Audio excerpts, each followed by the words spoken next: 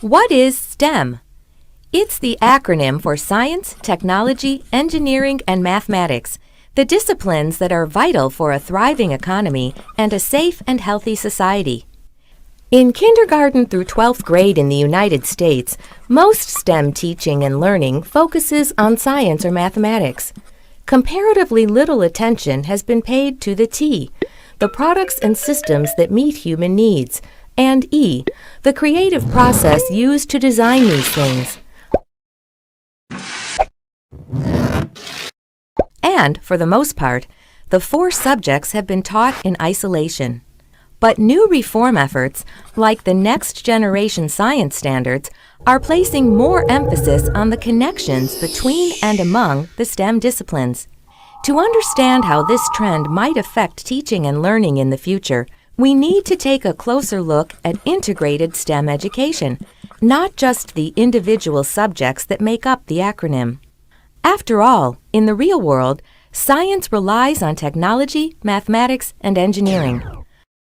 And engineering depends on findings from science, the application of mathematics, and the use of technological tools. Imagine if K-12 students were taught in ways that highlighted these connections. Would they learn more and more deeply? Might they see STEM disciplines as more relevant to their lives? Could it lead more of them to pursue STEM courses and careers?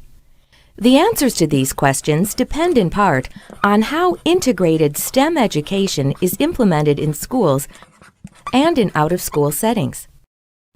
Research suggests that implementation has to balance learning in the individual STEM subjects with more connected ways of learning. In addition, because it can be hard for students to make these connections themselves, teachers will need to make the connections explicit. Inside the classroom, some teachers may use instructional approaches like problem-based learning or engineering design, which are special kinds of problem solving, to introduce integrated STEM education to their students.